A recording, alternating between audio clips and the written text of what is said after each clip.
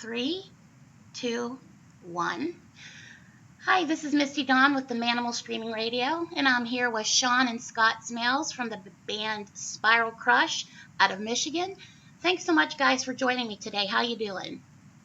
Great. Thanks for having us. Yeah, doing well. Really excited to have you guys. We've been listening to you here for a couple of weeks now, and really enjoy what you're doing. Can you start off by telling us about the band's name? The band's name, simply put, is the first name that we came up with that not one person hated. So that's how it came from two songs by two different bands. There was a song by Anthrax, a song by a band called Sugar Tooth that had a song called Spiral. And I'm not really sure how we ended up putting those two together, and when we initially started the band, we were arguing over names, and the most you could get out of a three-piece is two guys liking a name and one guy absolutely hating it. But somehow we stumbled upon Spiral Crush, and everybody said, "Yeah, I don't hate that." That's good enough. I think it's great. It's kind of just, it hits you when you hear it. You're like, yeah, that sounds badass. Now, was it always the plan? Well, thanks. Oh, sorry about that. Go ahead. Was what always the plan? To have the name sound badass? Oh, no. I was getting into the second question. I think we're lagging a little bit, so just bear with me on that, too. Was it always the plan to be a three-piece band? Not really. We always planned on finding another guitar player, to tell you the truth, but we never found the right guy. So Initially, I didn't even want to sing. We were going to look for a singer, and we never found a guy that sang or maybe wanted to sing with us. But so it's just like, hey, I want to play shows. I'll just start singing so we can get this thing rolling.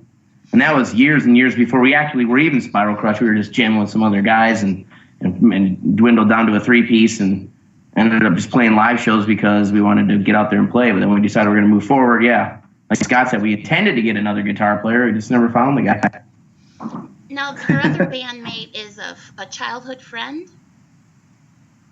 Yes, but the truth is, Jimmy, he's been with us since 2004, but he has decided to retire from playing in a band as of January of 2018. So currently we have two guys that are filling in on bass with us right now for live shows, but we're searching for a replacement for Jimmy. Oh, well, we'll put that out there. Maybe we'll get somebody to audition for you there. People listen up. Yeah. And how would you got? Hit us up on our Facebook page. Yeah, right? Now, how do you define your sound? How do you define it, Scott? I just think we're a rock band that we're just trying to write music that we like. We're trying to write stuff that we, when we get together in a room, and if we're digging it, we just hope everybody else does. And we're just trying to write songs to the best that we can, and, just trying to write songs that are appealing to us and hope everybody else likes it. We're just a rock band, so Scott defines us as a appealing rock band. I don't know. Yeah, Scott. We I don't know. We've always just been fans of rock. It started, when we were really little kids with like 80s metal bands, and then it was classic rock, and then everything that came after that, the grunge, and even some punk and some power pop music, and we've just tried to meld all of our influences together to just kind of just do what we do. We never really tried to do anything. We just write songs, and I think it just comes out as a good mix of classic modern rock. Can you give me some examples of your influences? How long do you have? No, for us, it started out with we had Quiet Riot and Twisted Sister were the first two groups when we were little kids riding a bus. Our friend on the bus's dad was really into heavy metal, and he had a Quiet Riot tape, so we borrowed that from him, and that's kind of where it started. So the whole thing with us was like Kiss, Quiet Riot, Twisted Sister, Motley Crue, Rat. Those were like the first bands. Van Halen. And then after that, we kind of got into the classic rock stuff like Led Zeppelin, Black Sabbath, Pink Floyd, the Beatles, the Stones, the Who, the Doors. And of course, we got into Alice in Chains. And there were some newer bands too that we really liked, newer at the time in the 90s, so like Fu Manchu, was a group called Sugar Tooth that we both loved a lot. All the Seattle stuff, Alice in Chains, Soundgarden, definitely Stone Temple Pilots. And then even bands, I really dig Papa Roach. We love Tool, and I'm really into a lot of, I like Kings of Leon a lot now. There's some bands too that aren't really well known, like Handsome, Sugar Tooth, Injected. Yeah. Oh, wow. Well, that's quite an extensive, the different sounds that you're pulling together. You can really hear that in your songs. The people you're mentioning, you can get the undertones of each one of those. Yeah, I think because we've listened to so much of them for so long, that's just a kind of in our DNA of how we feel music and think about music. So it kind of just comes out that way when we write, I guess. Now, when you guys write, do you all write, or is it just mainly one? No, we do it pretty organically, like jamming. I usually bring in like a riff or an idea or something, and we'll just kind of work it up into 2 parts, maybe 1 part, 2 parts, and just keep playing through it and cycling through it, and just sort of somebody will stumble upon something else. Maybe we'll do some scat vocals over it just to get some melody lines going.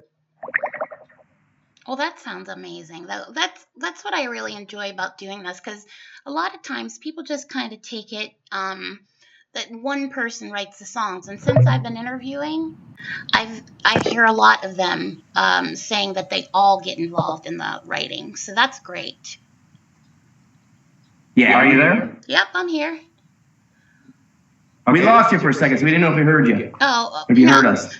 Yeah, no, we just jam together until something that we like happens. Okay, that's perfectly awesome. Now, what are your long-term career goals? To make money playing music. Some want the fame and fortune. It would be nice. Fame and fortune, certainly, I think everybody wants that. If that comes with a successful career. Our goal is to really not have to have, day jobs and be able to just play music. And whatever capacity that is, that's fine with me. Of course, I'd love to become, a gigantic, successful, rich rock band. I think of it a lot like a business, It's like when you start out your band, you're like a small business. You're a mom and pop shop, and it's like hopefully one day maybe you can become Walmart, known throughout the world. But as long as you can keep your doors open of your business and keep making money, I'm happy. That's the great thought on that one. Now, here's a question that I ask a lot, and the only reason I ask this question is because people just seem to think that, wow, they're in a rock band, they've got everything, that they ever need or ever want. They forget that you're human beings. So what has been your biggest challenge trying to get the band out there? Biggest challenge of trying to get the band out there? Yeah, like what? Well, we're an independent band, so we do it ourselves. So it takes a lot of work and a lot of effort on our part. We've hooked up with some great people, and most recently with Curtain Call Records, and Gigi over there and Angela over there is working pretty hard for us. So we partner up with people like that. But the biggest challenge is just trying to be a musician, and we're very art brain kind of people, but trying to work on the business side of it too, which we know is important, but doesn't necessarily intrigue us all that much. Right. No, that's understandable. Now, is the music scene in Michigan different than other parts of the United States? Yeah, I think it's different everywhere. In Michigan, it's like people still like a lot of good hard rock. There's a lot of techno stuff going around, Detroit area and things like that I've noticed and whatnot. And it's I don't know, it's just a different world now. Like in the last 10 years, it's like we're competing a lot more with DJs and rap. And it all has its place, but I'd like to see a little bit more, exposure for rock, which is where you guys come in. So thank you for doing what you do. Oh, absolutely. We're trying to get it back out there too. we really like helping people too, helping you get out there. Because not only does it help you guys, it helps us too. And, we're all just trying to get the music we love out there. And now how do you promote your band and shows? Like, do you do them like yourselves also? Or, take me through promoting. Promoting? Well, we'd sometimes hire promoters or whatever. We book shows or mini tours or what have you. We try to get with other bands that, match pretty well. And we do a lot of social media stuff for promoting and try to partner up with the clubs as much as we can, kind of promoting that they have going on. And, anything internet or web-based or, pretty much just all that stuff. Well, you always have us. If anything's coming out, you guys need to get shared. We've got your back on that one. That sounds great. Thank you. You're welcome. Now, can you tell us a little about Social media is definitely a great avenue for that. Right, absolutely. Can you tell us a little about the albums you have out? Anything new in the works, either? Yeah. The quick but long tale of it is we started the band years ago, made our first album. Oh, man, it's been a long time. I think it was 2001? Something like that. But we broke up after that because Scott and I joined another Detroit band that was called Throttle Body at the time. And we played with them for quite a few years. And Throttle Body guys got busy playing with a different band, with another band. And so we ended up, I lost my train of thought. I'm sorry. So we ended up, pardon me. Let's start over. So we were playing in Throttle Body. The other guys in Throttle Body got an offer to go play with the Detroit band Sponge. They got busy doing that, so we thought, well, we don't want to sit around doing nothing. Let's put our band back together. That's when we got Jimmy Conrad on bass. We put out the album Nothing to Lose. That's when I really felt like we were like writing, songs that were a little bit better, than say beginner band songs. So we really enjoyed that record. We toured on it for a while. We played on that record for a while. We kind of hit a lull. We got into like a cover band phase. Yeah, because we were able to just go out locally. We weren't playing a lot of shows throughout the traveling or anything. We were just playing locally, making money, doing covers, and kind of got stuck on that and writer's block. But then finally we did the Nothing to Lose album. Electric Life. And when that album came out, then it's like things kind of really started taking off. That was like 2015, and that was a much more successful run for us. And yeah, I know I'm getting long-winded here, but yes, we have new stuff in the works. But Jimmy quit on us, so we're looking for a new bass player so we can. We have about 30 songs that are like a shell, and they're not completed. Some are a little bit more done than others, but we've got a bunch of material. And still new things that we're kicking around that we're creating as of right now. They're in the vault. And currently finding some bass players that are willing to jam with us and move this thing forward until we find a permanent replacement. We've finally gotten to that point where we got some guys jamming with us. So hopefully things will start moving along a lot faster and we'll have a whole new album out shortly. Maybe even by the end of this year. Who knows? It'd be great is if you find a bassist out of this interview. That would be amazing, wouldn't it? Yeah, it would be fantastic. Now, how has your sound Tell all changed? your bass players friends. I'm sorry. We talk over you. I know. We're just rambling idiots. Continue. Just a little bit of lag, I think. How has your music changed from album to album? It's gotten better. I hope. I think it's a maturity in the songwriting a little bit. That first album we did so long ago, and it was like the very, very first Fire Fresh album was like songs that we actually wrote, and we were like, wow, these don't suck. And then the next album was kind of like, these are pretty good, and like I actually, I think the production too has also gotten better from the first album until now. Like, yeah, technology helps out tremendously. Technology's made it better for independent bands to record their own stuff. So right, that's helped as well. Now, are most of your songs like from personal experience, or do you draw inspiration from other people's experiences? It's mostly personal. I like to write about life. So what makes you feel good, what makes you feel bad, love and heartbreak and striving for success or money or, happiness and all that stuff.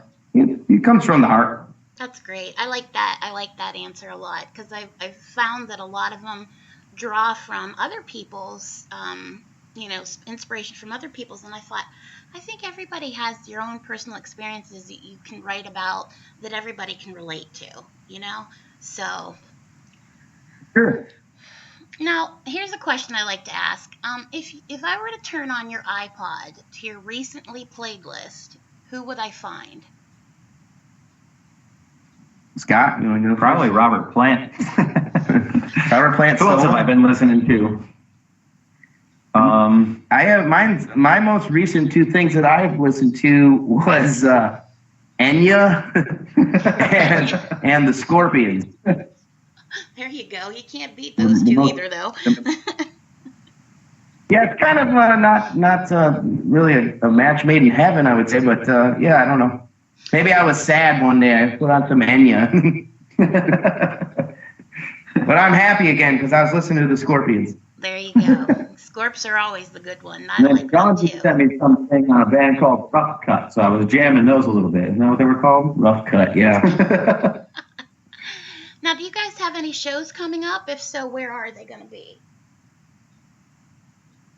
We haven't booked a lot of shows simply because we don't have a permanent bass player. We had shows booked that we fulfilled our agreements with some filling guys. But we have a show actually this Friday because it's a local place in Hell, Michigan. Going back to hell. We go down there a lot and we'll just play the whole night. And it's kind of like a fun jam. We'll do our stuff. We'll do a bunch of covers. We'll just hang out. We invite a bunch of friends. And so if you're anywhere near Hell, Michigan on Friday the 13th, which is a great day to play in Hell, come on out to the Hell Saloon. We'll be there from 9 to 1. Awesome. I'll have to let my buddy know. See if we can get him over there. Yeah. All right. Tell him to come out to Hell. Yeah. I'm pretty sure he's close to Detroit. So if he's close to Hell, he might come. Now, last question. Okay. If you guys could tell your fans or anyone else about the band, what would you like them to know? I would just say that our band is about having fun and energy and a great live experience. I want it to be music. It's music I feel like that people could drive fast to or have a party to. It's not too moody. It's like I hope it's uplifting. That's because that's what I want it to be. And we'd like to let them know that hopefully there's some new Spiral Crush material coming soon. And I would also tell them, working on it. I would also say, play it for your friends so we can have more fans. We'll get it on. Spread I'm the pretty love. sure we just played the main song on Saturday evening, I believe, and had a couple comments. So I have a feeling you guys are going to be you're going to get there. You definitely have the energy and the drive and the heart to make it. So I would wish you the best of luck for that for sure. Thank you. Well, you're very welcome. So thanks so much, guys, for taking the time for an interview today. We know you're busy, and it's greatly appreciated. Everybody, don't forget to check out Spiral Crush on the Manamal Streaming Radio. Tune it in and turn it up.